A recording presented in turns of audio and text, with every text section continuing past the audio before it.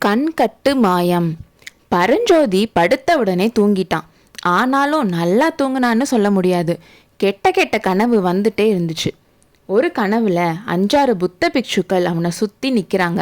அதில் ஒருத்தர் அவனோட முகத்தை பார்த்து, ஆமாம், நாகநந்தி சொல்கிறது சரிதான், இவன் முகம் ரொம்ப களையாக இருக்குது, இவன் பெரிய வீரனாவான் இல்லை மகாத்மா ஆவான்னு சொன்னார். இன்னொரு கனவுல ஒரு மதையானை அவனை துரத்திட்டே வருது. யானைக்கிட்ட இருந்து தப்பிக்கிறதுக்கு ஒரு பன்னீர் மரத்து மேலே ஏறினான். ஒரு கிளையை ஒடிச்சு யானை மேலே தூக்கி போடுறான். அப்போ திடீர்னு 2 குதிரையில வீரர்கள் வந்து, அட பாவி, கோயில் யானையை கொன்னுட்டியான்னு சொல்லி அவன் மேலே வேல் வீசுறாங்க. இன்னொரு கனவுல நாகநந்தி அவன் பக்கத்தில் நின்று அவனை உத்து பார்க்குறாரு. திடீர்னு அவர் முகம் பாம்போட முகமாக மாறுது. அதோட நாக்க வச்சு அவனை கொத்த வரும்போது அலறி அடிச்சுக்கிட்டு பரஞ்சோதி தூக்கத்திலிருந்து எந்திரிக்கிறான். பார்த்தா நாகநந்தி உண்மையாகவே அவன் பக்கத்தில் நின்று அவனை குனிஞ்சு பார்த்துட்டு இருந்தாரு. ஏன் இப்படி பயப்படுற, ஏதாச்சும் கெட்ட கனவு கண்டியான்னு பிக்ஷு கேட்குறாரு. இல்லை, நீங்கள் திடீர்னு தொடவும் தான் பயந்துட்டேன்னு சொன்னான். விடியறதுக்கு இன்னும் ஒரு முகூர்த்த காலம்தான் இருக்கு, எந்திரி, கிளம்பணும், விடியறதுக்குள்ள இந்த கோட்டையை விட்டு போயிடணும்னு சொன்னாரு. ஏன்னு கேட்டான். உன்னை ஆபத்துல இருந்து காப்பாத்த புத்த பகவானோட கட்டளை, என் மேல உனக்கு இன்னும் நம்பிக்கை வரலையான்னு கேட்டாரு. பரஞ்சோதி ஒன்றும் சொல்லலை. சரி, இருக்கட்டும், விடிகிற வரைக்கும் என் பேச்சை கேளு. புத்த பகவானோட கட்டளையை நான் பண்ணி முடிச்சிடுறேன். கோட்டைக்கு வெளியே உன்னை கொண்டு போய் விட்டுடுறேன். அதுக்கப்புறம் இஷ்டம் போல செஞ்சுக்கன்னு சொன்னாரு. சரின்னு சொன்னான். அப்படின்னா விடிகிற வரைக்கும் என் மேலே நம்பிக்கை வச்சு என் பேச்சை கேட்பலன்னு கேட்டாரு. கேட்குறேன்னு சொன்னான். உன்னோட கண்ணை கட்டி கூட்டிட்டு போறதா இருந்தான்னு சொன்னாரு. அவன் ஒரு செகண்ட் பார்த்துட்டு சரின்னு சொன்னான். உடனே ஒரு துண்டை எடுத்து அவன் கண்ணை கட்டிட்டாரு. என் கையை பிடிச்சிட்டே வரணும், நான் சொல்கிற வரைக்கும் கண் கட்ட அவுக்கவே கூடாது.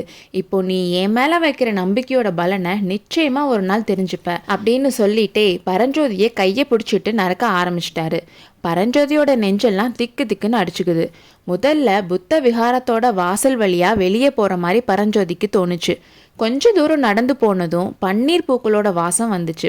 இதை வச்சு நேற்று நடந்து வந்த பாதையாக இருக்கலான்னு கெஸ் பண்ணான். இன்னும் கொஞ்ச தூரம் நடந்ததுக்கு அப்புறம் அவங்க நடக்கிற டைரக்ஷன் மாறுச்சு.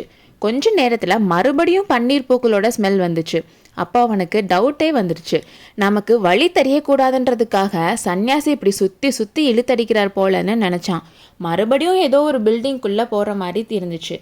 அங்கே இருந்து வந்த ஸ்மெல் வச்சு இது ராஜவிகாரந்தான்னு முடிவு பண்ணான்.